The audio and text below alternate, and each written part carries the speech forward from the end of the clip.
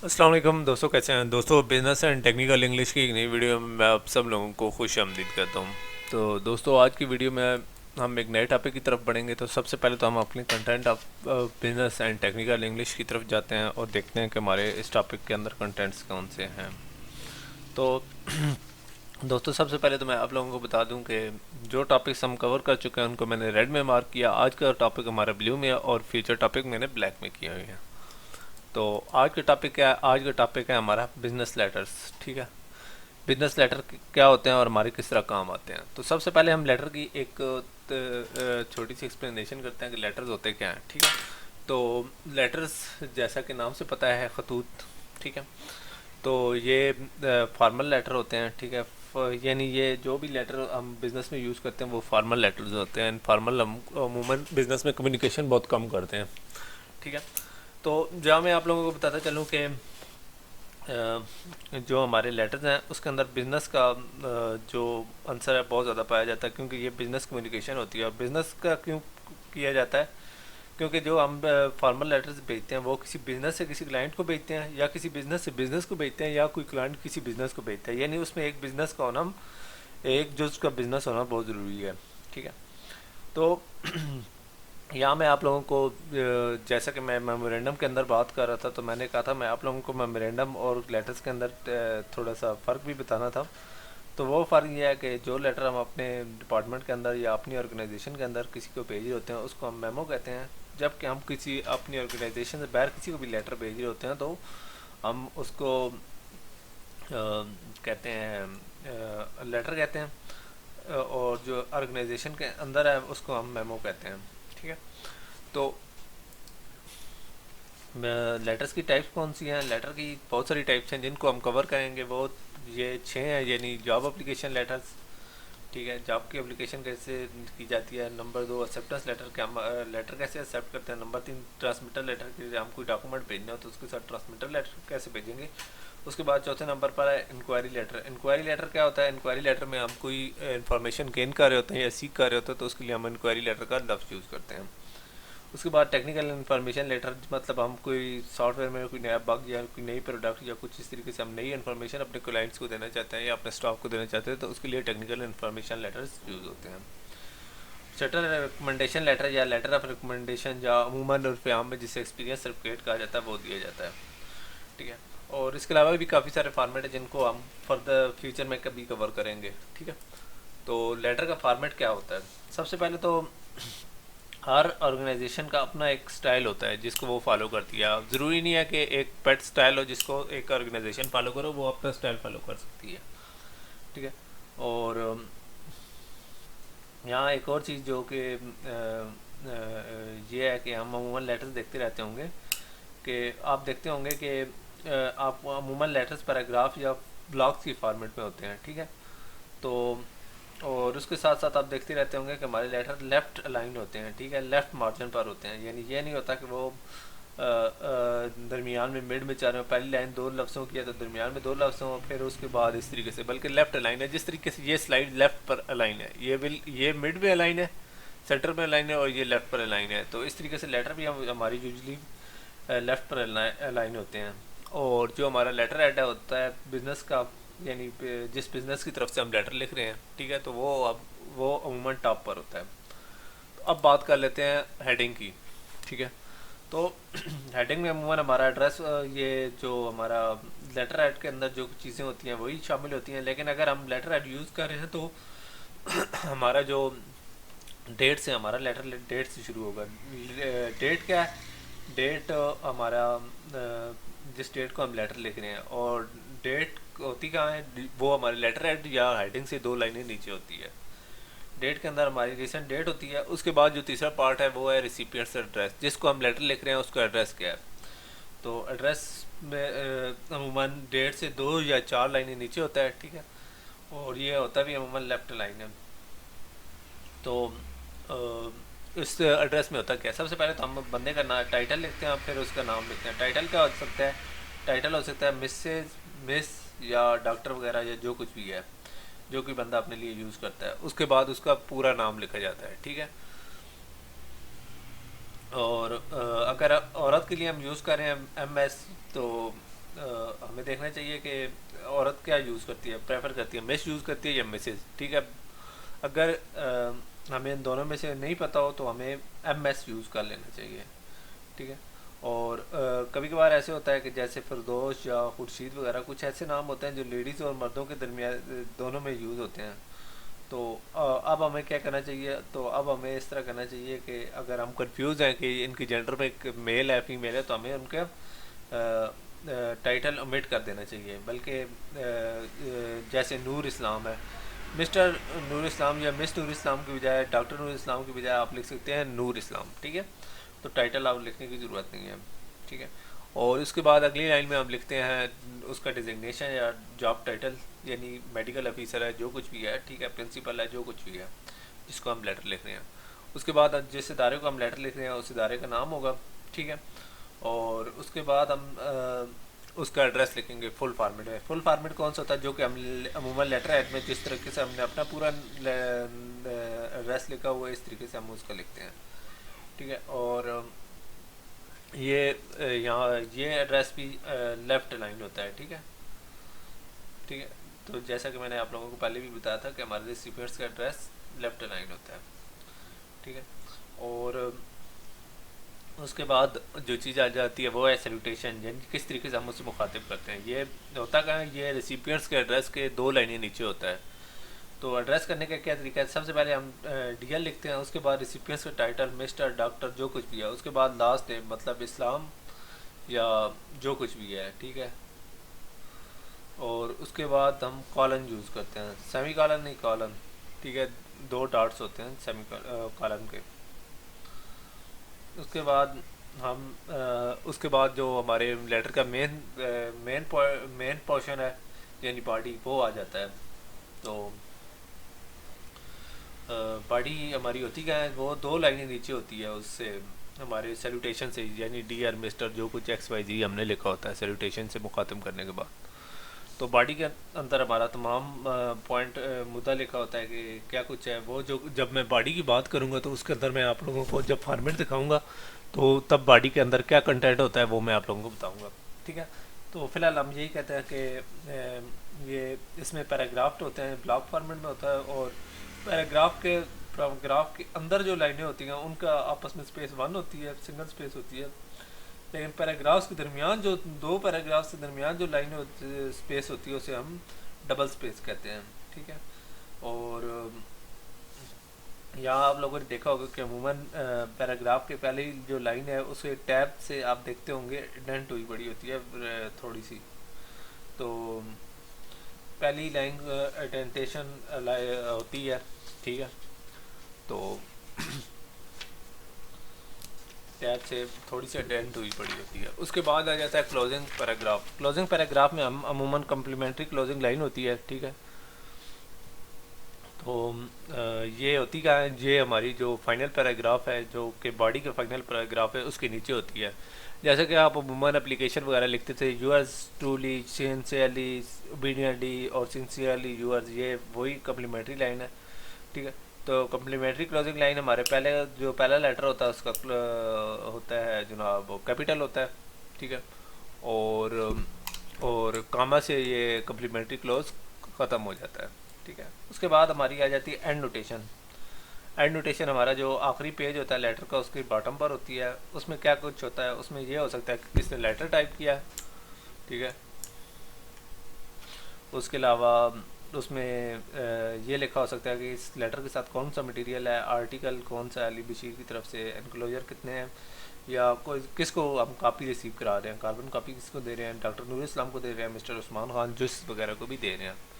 ठीक है, तो ये लेटर का एक फॉर्मेट था, एलिमेंट थे जिन पर हमने बात की। अब हम उसके फॉर्मेट की तरफ चलते हैं। ये एक बिजनेस लेटर का एक फॉर्मेट है। सबसे पहले आपका फ़ोन नंबर, ठीक है, लेटर हेड, ये टेम्पलेट अब बिजनेस लेटर की बजाय आपका लेटर हेड होगा, उसके बाद फ़ोन नंबर होगा, उसके बाद होगा ईमेल एड्रेस, उसके बाद होगी डेट। ठीक है, और ये हमारा हो गया, उसके बाद डेट होगी, उसके बाद होगी हमारी कॉन्टैक्ट इन्फो। ठीक है, और उसके बाद जिस बंदे को हम लेटर लिख रहे हैं, ठीक है, उसका नाम, उसका टाइटल, ठीक है, डिजिग्नेशन वगैरह जिसे हम कहते हैं। उसके बाद उसकी कंपनी का एड्रेस, ठीक है, और उसके बाद जो उसका पूरा एड्रेस है वो लिखेंगे। उसके बाद सैल्यूटेशन यानी डियर मिस्टर मिसेस लास्ट वगैरह, लास्ट नेम वगैरह होगा। उसके बाद हमारे लेटर की बॉडी आ जाएगी। बॉडी में क्या कुछ होता है, पहले पैराग्राफ में हम लेटर की पर्पस लिखते हैं, दूसरे में उसके मज़ीद डिटेल लिखते हैं, और तीसरे में हम रीज़न लिखते हैं। तो यहाँ मैं बताता चलूँ कि इन लेटर्स में सिंगल स्पेस होते हैं और ये लेफ़्ट जस्टिफाई होते हैं। ठीक है, तो हर पैराग्राफ के दरमियान डबल स्पेस या एक ब्लैंक लाइन होती है। उसके बाद आ जाता है कम्प्लीमेंट्री क्लोज। ठीक है, कम्प्लीमेंट्री क्लोज मतलब रिस्पेक्टफुली यूअर्स वगैरह वगैरह वगैरह। उसके बाद आ जाते हैं सिग्नेचर। सिग्नेचर हो सकते हैं हैंड रिटन सिग्नेचर यानी हाथ से बनाए हुए सिग्नेचर, अगर किसी को आपने लेटर मेल करना है। उसके बाद नीचे आ जाते हैं टाइप सिग्नेचर। ठीक है, तो ये थे हमारे बिजनेस लेटर की टेम्पलेट। उसके बाद हम बात कर लेते हैं जॉब एप्लीकेशन लेटर के। जॉब एप्लीकेशन लेटर क्या है कि अगर कोई जॉब आई हुई है तो हम उसके लिए अपनी सीवी भेज रहे हैं, तो हम अपना एक जॉब एप्लीकेशन लेटर लिख कर भेजेंगे। तो ये किस काम के लिए यूज़ होते हैं? ठीक है, तो इसमें सबसे पहले तो हम इस तरह करते हैं कि एरिया ऑफ एम्प्लॉयमेंट स्पेसिफाई करते हैं। ठीक है, और उसके बाद हम इस तरह करते हैं कि अपनी क्वालिफ़िकेशन, जो कुछ भी हमने क्वालिफ़िकेशन गेन की हुई होती हैं उनको समराइज़ करते हैं। ठीक है, और बाद में हम इस तरह करते हैं कि जो सीवी हमने इनक्लोज की हुई है या साथ लगाई हुई है उसको रेफ़र करते हैं, और आखिरी पैराग्राफ में हम नेक्स्ट स्टेप या इंटरव्यू वगैरह के स्टेप की तरफ जाते हैं। तो इसका स्ट्रक्चर 3 हिस्सों पर मुश्तमिल होता है जॉब एप्लीकेशन। पहला फ्रंट मैटर, फिर बॉडी, और फिर एंड मैटर। फ्रंट मैटर में हम जॉब टाइटल जिसके लिए अप्लाई कर रहे हैं उसको हम स्टेट करते हैं। उसके बाद हम ये मेंशन करते हैं कि किस इंसान ने आपको रेफ़र किया या किस अखबार ने आपको रेफ़र किया। उसके बाद दूसरा पार्ट है बॉडी। ठीक है, उस बॉडी में हम ये लिखते हैं अपनी जॉब की सूटेबिलिटी लिखते हैं। ठीक है, उसके बाद अपनी एजुकेशन, वर्क एक्सपीरियंस और रेलिवेंट स्किल वगैरह को करते हैं। And matter. ठीक है, एंड मैटर में हम लिखते हैं कि हमने कौन कौन सी डॉक्यूमेंट्स इनक्लोज किए हैं। ठीक है, और इंटरव्यू की जो डिज़ायर है वो एक्सप्रेस करते हैं, और अगर कोई फर्दर इंक्वायरीज या कुछ कॉन्टैक्ट इन्फो वगैरह जो कुछ भी होता है हम प्रोवाइड कर देते हैं, और फर्दर इंक्वायरीज के लिए हम उन्हें वेलकम कहते हैं। ठीक है, ये एक जॉब एप्लीकेशन लेटर मैं आप लोगों को दिखाता हूँ जो कि जॉन डोनाल्डसन ने भेजा है। ठीक है, और सबसे टॉप पर उसने अपना एड्रेस वगैरह सारा कुछ लिखा है। ठीक है, बिल्कुल पेट फार्मेट उसने वो इस्तेमाल नहीं किया, बल्कि अपना थोड़ा सा फार्मेट उसने यूज़ किया। बहरहाल सबसे टॉप पर उसने उसको एड्रेस किया, सैल्यूटेशन तक वही फार्मेट है जो लेटर का फार्मेट है। उसके बाद उसने सबसे पहले फ्रंट मैटर में लिखा है किस जॉब के लिए वो अप्लाई कर रहा है। ठीक है, और उसके बाद उसने इस तरह किया कि साथ ही लिखा है कि ये आपकी जो पोजीशन थी वो एक टाइम्स यूनियन में आई थी। ठीक है, और एडवर्टाइज हुई थी। उसके बाद उसने इस तरह किया कि जो हमारा जो उसने इनक्लोज डॉक्यूमेंट हैं उनको रेफ़र किया है। ठीक है, ठीक है, कि मैंने अपनी जॉब एप्लीकेशन, सर्टिफिकेशन, रिज्यूम और 3 रेफरेंसेस प्रोवाइड कर दिए हैं। रेफरेंसेस के बारे में मैं बात थोड़ी देर तक करूँगा। ठीक है, उसके बाद उसने लिखा है कि अपनी बॉडी का मेन पार्ट है, उसके अंदर उसने लिखा है कि अपनी इस जॉब के लिए उसने सूटेबिलिटी शो की है कि मैं इस जॉब के लिए क्यों सूटेबल हूँ। ठीक है, और अपनी वर्क एक्सपीरियंस या इन चीज़ों को उसने सबसे पहले उसने अपनी एजुकेशन यहाँ की है। ठीक है, इस पैराग्राफ में BS in computer degree program. और उसके बाद उसने इस तरह किया कि अपनी वर्क एक्सपीरियंस के बारे में लिखा है। ठीक है, और उसके साथ साथ उसने अपनी रेलेवेंट स्किल्स या जो टैलेंट्स हैं उनके बारे में एक्सप्रेस किया। एंड पर आ जाता है हमारा एंड मैटर। ठीक है, उसने डॉक्यूमेंट्स को तो पहले ही उसने कर दिया था कि ये मैंने इनक्लोज की हुई हैं। बहरहाल उसके साथ साथ उसने आखिरी जो लाइंस है, ठीक है, उसमें ये लिखा है कि अगर आपकी क्वेरी है तो आप मुझे जॉन donaldson@mailexample.com या सेलफोन जो कि उसने नंबर दिया 909555 टेट्रा 5 वगैरह वगैरह, उस पर आप मुझे कॉल कर सकते हैं अगर कोई है। उसके बाद उसने जो मैंने आप लोगों को कहा था कि आपने नेक्स्ट स्टेप के लिए करना है, ठीक है, उसने कहा है I look forward to speaking with you about this employment opportunity. ठीक है, तो ये वही चीज़ है कि यानी उसने फर्दर इंक्वायरीज इनको इनवाइट भी किए हैं। ठीक है, और नेक्स्ट जो स्टेप है उसके लिए अपनी रिक्वेस्ट भी की है यानी इंटरव्यू वगैरह के लिए। तो सिंसियरली तो यहाँ से कम्प्लीमेंट्री क्लॉज स्टार्ट होता है, उसके बाद एक हार्ड कापी थी तो उसके सिग्नेचर थे जो कि उसने पेन से किए थे, जो कि हम आपको एक्सप्रेस नहीं कर रहे, उसके नीचे टाइप सिग्नेचर थे, ठीक है। और ये नीचे एक लिंक लिखा हुआ है जिससे मैंने ये लेटर उठाया है, ठीक है। उसके बाद जो दूसरा जो हम लेटर की बात करने जा रहे हैं वो है एक्सेप्टेंस लेटर। तो एक्सेप्टेंस लेटर क्या होता है? एक्सेप्टेंस लेटर्स ना सिर्फ कोई भी जॉब आप एक्सेप्ट करते हैं, ठीक है, यूजुअली ये वर्बली हो जाती हैं, लेकिन अगर कोई जॉब भी आप यानी करते हैं, एक्सेप्ट करते हैं, ठीक है, तो उसके लिए आप ना सिर्फ उसकी इन्फॉर्मेशन देंगे कि मैं ये जॉब एक्सेप्ट कर रहा हूँ, बल्कि उसके साथ साथ ये लेटर आपका एक कंट्रेक्चुअल रिलेशनशिप भी इस्टेब्लिश करेगा। इसके अंदर आप जो कुछ आपकी की टर्म्स वगैरह जो कुछ भी एक्यूरेटली मेंशन करें, ताकि बाद में अगर कहीं लिटिगेशन के पर्पज़ के लिए आप कहीं जाते हैं तो आपके पास ये चीज़ें पड़ी होनी चाहिए कि हमने हाँ मैंने ये वाली टर्म्स की थी और ये वो वाली टर्म्स ये थी, ठीक है, ताकि बाद में कोई लीगल इशू ना हो। और फॉर्मेट अब डिस्कस कर लेते हैं एक्सेप्टेंस लेटर का। पहला पैराग्राफ में हम इस तरह करते हैं कि हम जॉब एक्सेप्ट करते हैं, ठीक है, और जॉब की एग्जैक्ट टाइटल और सैलरी वगैरह जो कि मैं आपको नेक्स्ट स्लाइड में लेटर दिखाऊंगा उसके मुताबिक करते हैं। उसके अलावा सेकंड पैराग्राफ में हम अपनी पोजीशन के बारे में डिटेल लिखते हैं और सिर्फ ये भी बताते हैं कि हम अपनी जो काम है वो कब से शुरू करेंगे। तो एक्सेप्टेंस लेटर का एक फॉर्मेट लगा हुआ है, ठीक है, डियर मिस्टर कैनन, और उसके बाद वो उसने सबसे पहले कहा कि मैंने प्लानर की पोजीशन प्लानर 1 की पोजीशन इस तरह की है कि एक्सेप्ट किया है, ठीक है, जॉब ऑफर एक्सेप्ट किया। उसके साथ साथ उसने कहा है कि डिपार्टमेंट कौन सा था, सैन बोनीटो काउंटी, ठीक है, और और जॉब कब से स्टार्ट हो रही है, ठीक है, जून 2 से, ठीक है, सैलरी होगी $3,000 पर मंथ, ठीक है। तो इसने ये चीज़ें जो कि मैंने आप लोगों को पहले बताई थी कि ये मेंशन करनी उसने की थी, ठीक है।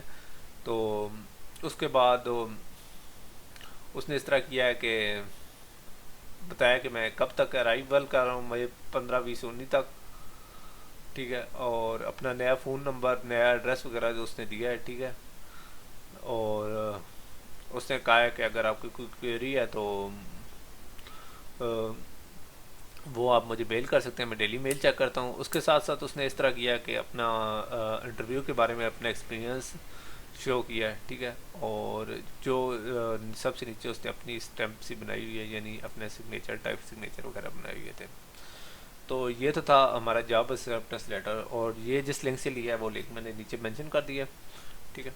और उसके बाद है ट्रांसमिटर लेटर्स, ठीक है। ये ट्रांसमिटर लेटर्स कौन से होते हैं? ये अमूमन हम कवरिंग लेटर के नाम से दफ्तरों में जाना जाता है। तो इसमें इस तरह होता है कि हम कोई डॉक्यूमेंट ट्रांसमिट कर रहे हैं या भेज रहे हैं तो उसके साथ ये एक लेटर कंपनी करते हैं, ठीक है। तो इस लेटर के साथ कोई डॉक्यूमेंट लगी होती है या कोई चीज़ भी होती है, उसकी डिटेल होती है, ठीक है। और सबसे पहले तो ये बताते हैं कि हमने डॉक्यूमेंट भेजी क्यों है, ठीक है, और उसके साथ साथ हमारे डॉक्यूमेंट के भेजने का मकसद क्या था। और ये अमूमन हम अगर किसी ऑफिस वगैरह में काम कर रहे हैं तो ये परमानेंट रिकॉर्ड के लिए यूज़ होती है। तो ट्रांसमिटर लेटर जैसा कि सरकारी दफ्तरों में कवरिंग लेटर होता है, कोई डॉक्यूमेंट या कोई चीज़ भेजते हैं तो हम उसके लिए यूज़ करते हैं, और ये हमारे रिकॉर्ड पर्पज़ के लिए यूज़ होता है ताकि बाद में पता चले कि हमने ये डॉक्यूमेंट भेज दिया था। ये एक सैम्पल सा है जो कि मैं आप लोगों को दिखा देता हूँ। पहले इसने एंडरसन डिजिटल ड्राइव वालों को किया है, एड्रेस किया है, ठीक है, ने एड्रेस किया है जनाब हैना रिचर्डसन ओनर को, ठीक है, और रिचर्डसन को एंडरसन ने किया है डिजिटल ड्राइव वाले ने, ठीक है, ठीक है। जैन एंडरसन कौन है? वो डिजिटल ड्राइव का में है, और हैना रिचर्डसन ओनर है रिचर्डसन ऑर्गेनिक फार्म के। तो इसने रिचर्डसन को एंडरसन ने लिखा क्या है, ठीक है, तो उसने पहले लिखा है कि आपने चूँकि आपकी मार्केटिंग रिपोर्ट जो हमने अपनी ROF मार्केटिंग रिपोर्ट है, ठीक है, वो आपको अटैच किया है इस डॉक्यूमेंट के साथ, और उसके अंदर हमने अपनी जो आपकी ऑर्गेनिक प्रोडक्ट्स हैं उनको उनकी मार्केटिंग के लिए अपनी फिजिबिलिटी रिपोर्ट उसके अंदर लिखी हुई है, ठीक है। और ये हम करेंगे कैसे, ये ऑर्गेनिक नेचर वेबसाइट से करेंगे, और उसके अंदर हमारा स्पेसिफिक प्लान ऑफ एक्शन की रिकमेंडेशन भी है, ठीक है। उसके बाद उसने अपनी थोड़ी सी हिस्ट्री प्रोवाइड की है कि हम लोग ने किस तरीके से काम किया और हम किस तरीके से काम करते हैं। उसके बाद उसने इस तरह किया है कि वो उन्होंने कहा है कि हम आपके बिज़नेस के लिए बहुत सारी और भी कर सकते हैं, एफर्ट कर सकते हैं, ठीक है। और आप हमारी ऑफिशियल रिपोर्ट को देखें और रिव्यू करें, ठीक है। और अगर कोई आपको कोई क्वेश्चन है तो आप इस ईमेल पर कांटेक्ट कर सकते हैं, ठीक है। और इसके साथ साथ मैंने जिस लिंक से ये ट्रांसमिटर लेटर लिया था वो लेटर लिंक मैंने आप लोगों को दे दिया है। उसके बाद है चौथा है letter of inquiry. Letter of inquiry का मतलब ये है कि इस लेटर की मदद से हम किसी से इन्फॉर्मेशन ले सकते हैं। किसी से इन्फॉर्मेशन लेनी है तो हम इंक्वायरी लेटर या लेटर ऑफ इंक्वायरी का सहारा लेंगे, ठीक है। तो अमूमन हम किसी से प्रमोशनल मटेरियल मांगते हैं तो रिसिपिएंट हमें फ़ौरन देगा, लेकिन अगर हमारी कोई और प्रोडक्ट के बारे में कोई इंक्वायरी है या इंक्वायरी है तो वो थोड़ा मुश्किल से देगा, ठीक है। और अपने लेटर की टोन फ्रेंडली बनाएं, ठीक है। और इसके अलावा कोशिश करें कि जो आपको मालूमात चाहिए या जो कुछ आपको डिटेल चाहिए तो उसको थोड़ा इजी तरीके से एलेबोरेट करें ताकि अगले बंदे को ये डिटेल्स आइडेंटिफाई करना और मुहैया करना इजी हो जाए, ठीक है। लेटर ऑफ इंक्वायरी का ये फॉर्मेट है, ठीक है। इसके अंदर एक सिस्टम इंजीनियर है, ठीक है, आर्लिंगटन नाइट्स, ठीक है, प्रोग्रामिंग एसोसिएट में, ठीक है। तो उसने लेटर लिखा है customer relation Turing data solution वालों को कि मैं यहाँ से काम कर रहा हूँ, ठीक है, ठीक है। और यानी मैं हाइट्स प्रोग्रामिंग एसोसिएट्स, ठीक है, मैं काम कर रहा हूँ आर्लिंग और नाइट्स प्रोग्रामिंग एसोसिएट, ठीक है। और मैं क्लाइंट सर्वर नेटवर्क डेटाबेस बना रहा हूँ, ठीक है। तो दो नॉन प्रॉफिट कंपनीज के लिए कॉरपोरेशंस के लिए, ठीक है। और कह रहा है कि मेरे जो टीम है वो आपका जो मेगा डेटाबेस प्लस है, ठीक है, उसकी नई रिलीज़ की तरफ देख रहा है, ठीक है। तो वो कहता है कि अगर हम ये प्रोडक्ट बेचेंगे तो बहुत सारे लोग आपकी टेक्नोलॉजी यूज़ करेंगे, ठीक है। तो हमने आपका प्रमोशनल मटेरियल पढ़ा है, ठीक है। जिस तरीके से मैंने आप लोगों को कहा था कि आप प्रमोशनल मटेरियल को रेफ़र करेंगे तो लोग ज़्यादा इंटरेस्ट लेंगे, ठीक है। तो ताम हमें अब कुछ क्वेश्चन चाहिए जो कि हम मेगा डेटाबेस प्लस यूज़ करें या ना करें, हमारे लिए फेवरेबल है कि नहीं, ठीक है। तो पहला तो ये है कि क्या आया कि आपकी टाइम पर ये चीज़ लॉन्च कर रहे हैं कि नहीं, ठीक है। उसके बाद है कि आप लैन एनवायरनमेंट यूज़ करते हैं कि नहीं, ठीक है, आपके प्रोडक्ट इसको सपोर्ट करती हैं कि नहीं। उसके अलावा पीजीपी इनक्रप्शन यूज़ करते हैं कि सिक्योरिटी पॉइंट ऑफ व्यू से, ठीक है। तो कहता है कि मुझे मज़ीद भी मालूमात चाहिए होंगी, अगर काइंडली आप मुझे कॉल कर लें या मेल कर लें। तो ये था एक लेटर ऑफ इंक्वायरी, और ये जिस लिंक से लिया वो लिंक मैंने मेंशन कर दिया, ठीक है। इसकी कॉपी उसने मिस्टर आर विलियम्स को भी भेजी है, ठीक है। तो ये था एक छोटा सा फॉर्मेट लेटर ऑफ इंक्वायरी का, ठीक है। इसके बाद है technical information letter. Technical information letter ये होता है कि जैसे कि वो उसने डिटेल मांगी थी, ठीक है, तो ये डिटेल दे सकती है वो कंपनी टेक्निकल इन्फॉर्मेशन लेटर की मदद से, या इस तरह के आपने सॉफ्टवेयर में कोई बग आ गया तो टेक्निकल इन्फॉर्मेशन या लेटर की मदद से भेज सकते हैं, या मेमोरेंडम की यूज़ होता है वो मैं आपको बाद में बताता हूँ। और अगर कोई बग आ गया तो उसका सोल्यूशन या कोई न्यू फीचर आ गया तो उसके बारे में बता सकते हैं, ठीक है। तो यहाँ मेमोरेंडम का मैंने लफ्ज़ यूज़ किया, लेटर ओब्लिक मेमोरेंडम। लेटर इसलिए कि अगर आप टेक्निकल इन्फॉर्मेशन लेटर अपनी ऑर्गेनाइजेशन से पैर भेज रहे हैं तो लेटर यूज़ करेंगे, और अगर अपने इदारे के अंदर भेज रहे हैं तो आप इस तरह करेंगे कि मेमो का फॉर्मेट यूज़ करेंगे। उसके बाद है references and later of recommendation, ठीक है, जिसके बारे में मैंने आपको कहा था कि बाद में थोड़ी देर तक बताऊँगा, ठीक है।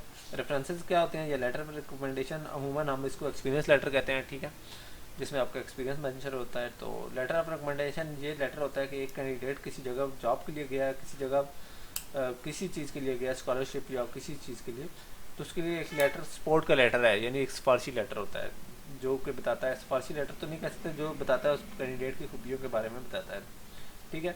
तो इसके अंदर होता है क्या क्या, इसके अंदर एक कैंडिडेट के अंदर कौन सी क्वालिटीज़ हैं, उसके अंदर क्या करैक्टरिस्टिक्स हैं, क्या उसकी सलाहियतें हैं, या क्या कुछ है, तो वो अमूमन मेंशन होता है, ठीक है।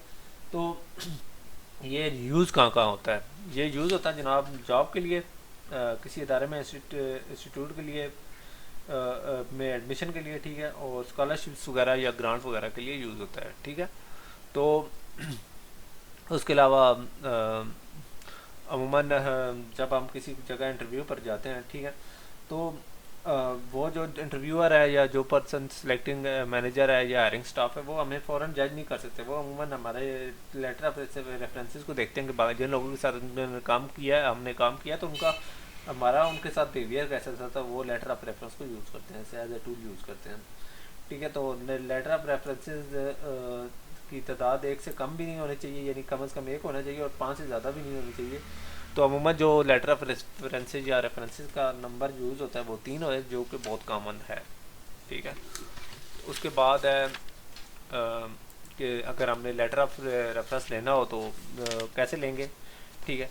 तो अगर हम लेटर ऑफ रेफरेंस किसी भी इंटरव्यू या किसी चीज़ के लिए लेकर जाएंगे, तो इस तरीके से हम अपनी कैंडिडेसी को स्ट्रांग करेंगे, क्योंकि हम अपनी लॉबिंग कर रहे हैं। तो ये किन तरीक़ों से हो सकती है, एक लेटर ऑफ रिकमेंडेशन से, या एक बंदे को रेफरेंस बनाने से कि मैं आपका नंबर दे दूंगा तो वो आपको कॉल करेंगे, तो काइंडली मेरे बारे में अच्छा बता देना, ठीक है। तो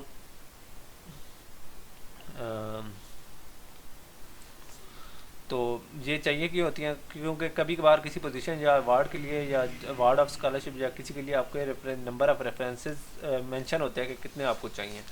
तो वो मेंशन है उतने लोगों को कहें कि आप लोगों की जो एबिलिटी जो अकम्पलिशमेंट्स हैं उनको टेस्टिफाई करें, ठीक है। तो अगर पॉसिबल है तो किसी शख्स को कहें कि आपको वो लेटर ऑफ रिकमेंडेशन लिख दें या आपका रेफरेंस बन जाए, ठीक है। तो अगर बंदा दूर रहता है तो आप इस तरह करें कि फ़ोन या रिटर्न लेटर से भी बात कर सकते हैं, ठीक है। और अगर ईमेल पर आप कर रहे हैं तो लोग सालों सालों शायद ईमेल भी ना देखें या वो ईमेल को इग्नोर कर दे, तो कोशिश करें कि ईमेल के थ्रू किसी को ना कहें, ठीक है। और किसी को सही तरीके से ना जानते तो आप उसको भी ना कहें, ठीक है। तो उसके बाद है गाइडलाइंस कि लेटर ऑफ रिकमेंडेशन लेने के लिए गाइडलाइंस कौन सी यूज़ होंगी, ठीक है। तो देखें, लेटर ऑफ रिकमेंडेशन जब भी आप कोई बात होती है लेटर ऑफ रिकमेंडेशन की, ठीक है, तो ये चीज़ है कि लेटर ऑफ रिकमेंडेशन को पसंद क्यों किया जाता है, या रेफरेंसेस को ये इसलिए पसंद किया जाता है कि आप अपनी तारीफ खुद नहीं करते, बल्कि ये आप किसी और को तफवीज़ कर देते हैं, ठीक है, कि वो आपके बारे में बताए, ठीक है। तो ये एक बड़ा एक अच्छा अमल है, ठीक है। लेकिन अगर आपको पता है कि रिकमेंडर का एटीट्यूड क्या है या उसकी राइटिंग एबिलिटीज़ अच्छी नहीं है, तो आप काइंडली किसी बंदे को ना कहें कि वो आपका लेटर ऑफ रिकमेंडेशन लिखे, क्योंकि वो बाद में आपके लिए प्रॉब्लम्स क्रिएट कर सकता है, ठीक है, या आपको सूटेबल कैंडिडेट्स की लिस्ट से निकाल सकता है, ठीक है। और रिकमेंडर्स अमूमन सीनियर्स लोग ही होते हैं या बिजी लोग होते हैं, तो कोशिश करें कि उनको आप अपनी जो नेसेसरी मटेरियल दे दें कि मैं इस जॉब के लिए अप्लाई कर रहा हूँ, मेरी ये अकम्पलिशमेंट है, ये सारा कुछ है, ये सारा कुछ दे दें, और काफ़ी टाइम पहले दें, ताकि वो लोग का थोड़ा वक्त पर आपको लेटर ऑफ रिकमेंडेशन तैयार करके दे दें, ठीक है। तो अमूमन 3 वीक्स की पीरियड है जो कि यूज़ होता है, ठीक है। अब बात करते हैं लेटर ऑफ रिकमेंडेशन लिखने के बारे में, यानी राइटिंग लेटर ऑफ रिकमेंडेशन, ठीक है। तो जब भी आप किसी के लेटर ऑफ रिकमेंडेशन लिखें तो आप रेलिवेंट इन्फॉर्मेशन लिखें, ठीक है, और इंडिविजुअल को आप ट्रूथफुली और पॉजिटिवली शो करें। गाइडलाइंस कौन सी हैं, ठीक है। तो अगर कोई आपको लेटर ऑफ रिकमेंडेशन के लिए कहता है तो आप लिखें, और ओनली केस इसी शर्त पर लिखें कि आप तब भी लिखें जब आप किसी के बारे में पॉजिटिव लिख सकते हो या सपोर्टिव लेटर लिख सकते हैं, ठीक है। और अगर आप किसी के बारे में पॉजिटिव नहीं लिख सकते तो उसके बारे में लेटर ऑफ रिकमेंडेशन ना लिखें, ठीक है। और जिसके बारे में आप लिखने लगे हैं लेटर ऑफ रिकमेंडेशन, उससे उसकी करंट सीवी ले लें, उसकी जिस प्रोग्राम के लिए या अवार्ड के लिए वो अप्लाई कर रहा है उसकी कंप्लीट डिस्क्रिप्शन ले लें, ताकि आपको बाद में कुछ प्रॉब्लम ना हो, ठीक है। और आप इस तरह करें कि तमाम जो मटेरियल है उसको सैम्पल करें, उसको रिव्यू करें, ठीक है, ठीक है। और उसके अलावा कोशिश करें कि उसकी डिटेल में देखें, ताकि ये ना हो कि उसकी कुछ इंपॉर्टेंट अकम्पलिशमेंट आप मिस कर दें, चाहे उसकी कुछ अकम्पलिशमेंट हो जो हमारे लिए इंपॉर्टेंट ना हो लेकिन उसके लिए बहुत इंपॉर्टेंट होगी, ठीक है। तो लेटर ऑफ रिकमेंडेशन जब भी लिखें तो 3 से 4 पैराग्राफ के अंदर लिखें, ठीक है, उससे ज़्यादा ना लिखें, ठीक है। और एक लेटर एक पेज से ज़्यादा नहीं होना चाहिए, ठीक है। तो ये एक लेटर ऑफ रिकमेंडेशन है, किसी ने कंप्यूटर साइंस के या मैथ के स्टूडेंट को दिया है, जिसके अंदर उसने लिखा है कि पीएचडी प्रोग्राम इन मैथमेटिक्स के लिए उसने अप्लाई करना था, तो उसने अपना लेटर ऑफ रिकमेंडेशन मुझसे लिखवाया, ठीक है, ठीक है। तो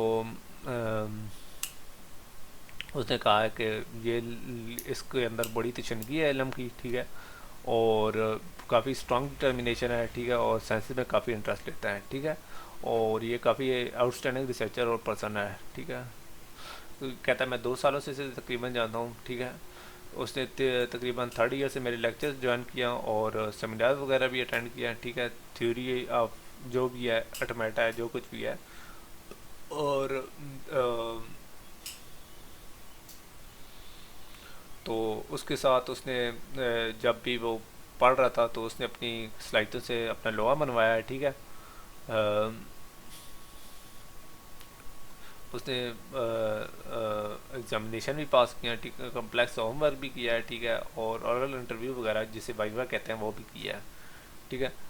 और वो काफ़ी उसकी एक्सीलेंट परफॉर्मेंस थी, ठीक है, यानी अंडर सब्जेक्ट को समझने के लिए, ठीक है। तो इसने अपने वक्त से पहले अपने एग्ज़ाम क्लियर किए हैं, ठीक है, ठीक है।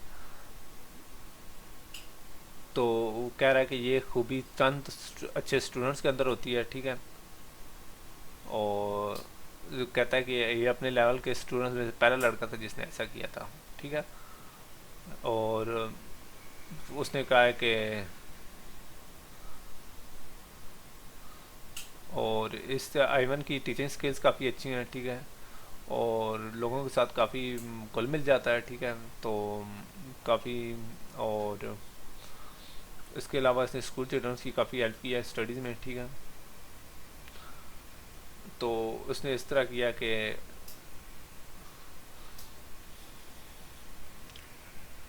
उसने एंड पे कंक्लूड किया कि मिस्टर आइवन इस तरह कर रहा था कि एकेडमिक करियर, मैथमेटिक्स का एकेडमिक करियर या कंप्यूटर साइंस का जो भी है, जिसके लिए रिकमेंड कर रहे हैं उसके लिए काफ़ी ज़्यादा इसका पोटेंशियल है, स्ट्रॉन्ग मोटिवेशन है, ठीक है। और उसके अलावा इसका बैकग्राउंड भी इस चीज़ को काफ़ी सपोर्ट करता है, ठीक है। तो उसके अलावा उसने एंड पे कहा है कि मैं इसको काफ़ी PhD प्रोग्राम के लिए काफ़ी रिकमेंड करता हूँ, ठीक है, और एंड पर उसने अपना लेटर के एंड पर अपना लिखा कि प्रोफेसर पीटर पी पेट्रो, ठीक है, और नीचे मैंने लिंक लिया है जहाँ से भी ये मैंने लेटर लिया था, ठीक है। तो उम्मीद है आप लोगों को ये वीडियो पसंद आई होगी। तो नेक्स्ट वीडियो की भी मैंने काफ़ी सारी स्लाइड्स वगैरह बना ली हैं, तो उम्मीद है 1-2 दिन में आपको वो वीडियो मिल जाएगी, ठीक है। तो आपको वीडियो कैसी लगी कमेंट करें। तो उम्मीद है आपको वीडियो पसंद आई होगी। तो नेक्स्ट वीडियो में फिर मिलते हैं, तब तक के लिए इजाज़त दीजिए, अल्लाह हाफ़िज़।